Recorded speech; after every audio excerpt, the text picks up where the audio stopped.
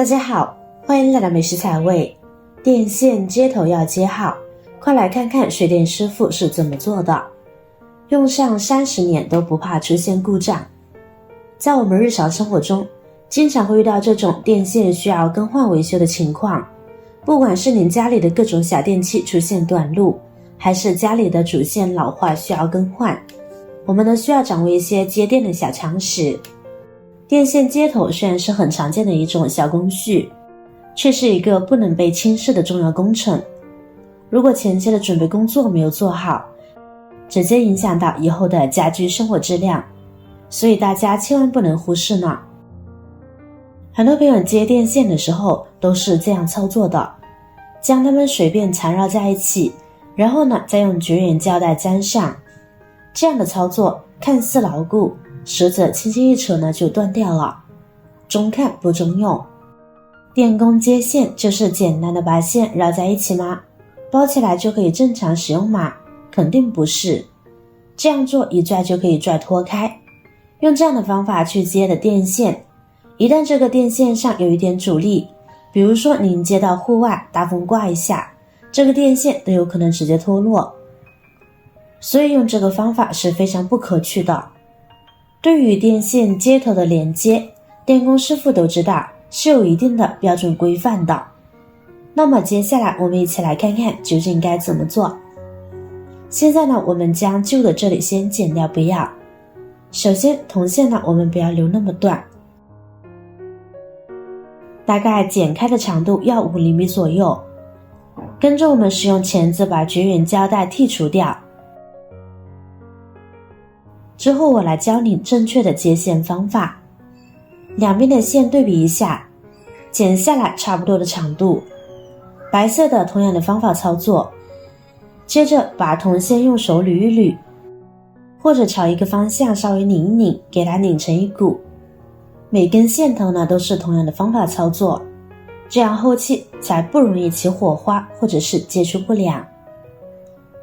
接下来我们将两根线头相互交叉，然后再次交叉，多拧2圈。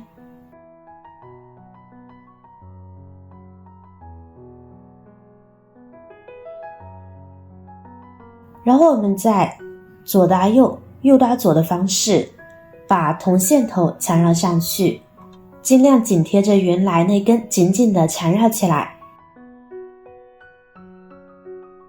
两边都是同样的方法。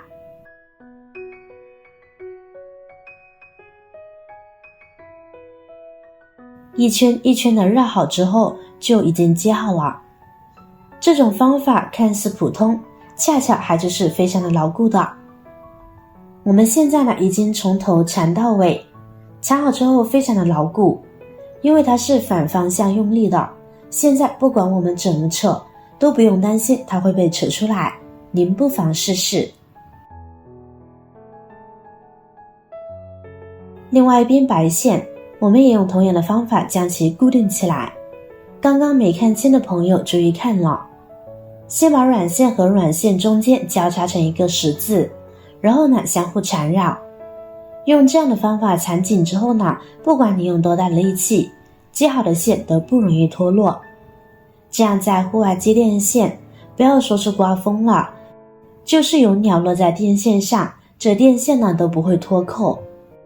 把铜丝相互交叉进行缠绕，记得接的时候每个接的位置要交错，这样才能保证电线的接头不会发生打火、短路或者是接触不良的现象。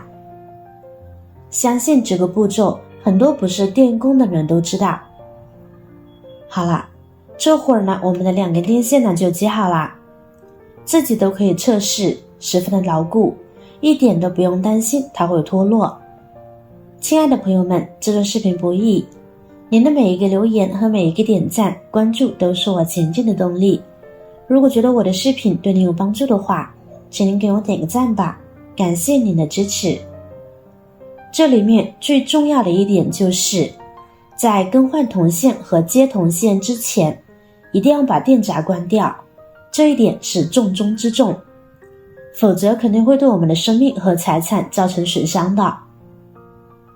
好啦，电线接头呢也算是接好了，不过这样呢还是不能够使用的。为了确保电线接头的牢固性，而通常电工师傅呢做完上面的步骤都会再多做一步，在电线相互连接处包上绝缘胶带。不过遇到2根线、3根线的，这个胶圈太大了，有点情况都缠绕不过去。如果是把胶布扯断去缠绕，就非常不美观，缠得非常松，特别是在室外的话，很容易进水，造成漏电，就非常的不安全。下面教您一招，只需要一根木棍或者是家中不用的筷子，一次性筷子呢都能够解决。我们把筷子剪下来一截，接着呢把胶布缠绕在筷子上，这时需要多缠绕一点。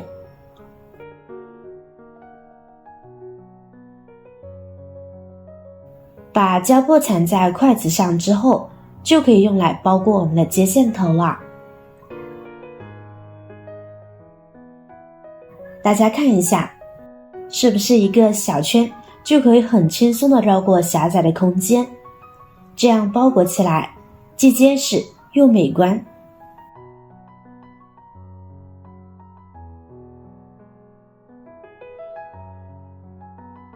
大家看一下，是不是我们的电线就轻松地包裹完了，而且非常的美观。不管你是在线管里还是在电控箱里，接线这样都可以在缠绕完之后，我们最好呢是把外边呢再包上一层绝缘胶布，这样我们的电线就完美了，就不怕再老化了。包完第1根电线，接着就是第2根电线了，都是一次用这样的方法。每一根电线的末端呢都要这样处理，而且缠绝缘胶带的时候，一定要往2头多延伸一些，让绝缘胶带覆盖的面积多一些、广一些，缠绕的紧一点。这样就算我们户外使用，也不用担心雨水渗进去造成连电的现象了，可以有效的避免触电的危险，还能有防火助燃的作用，增加用电的安全性。剪掉绝缘胶带之后，我们一定要仔细检查一下，看看两边有没有露出的铜线。检查完毕之后才能够通电使用。所以大家不要小看，只是一个简单的接线小工序。如果没有必要的话，大家在遇到需要接线的情况，还是请专业的电工人员比较好。这也是为了人身安全来考虑的。好啦，今天的视频内容呢就分享完了。如果我的视频内容对你有帮助的话，记得点赞、转发、分享哦。希望可以帮助到更多的朋友。或许你有更多更实用的小技巧，欢迎评论区留言分享哦。点击我的视频头像，还可以观看更多的美食和生活技巧。每天呢都会分享不同的精彩视频，别忘了关注我哟。感谢您的支持，我是瑶瑶，我们下期再见啦。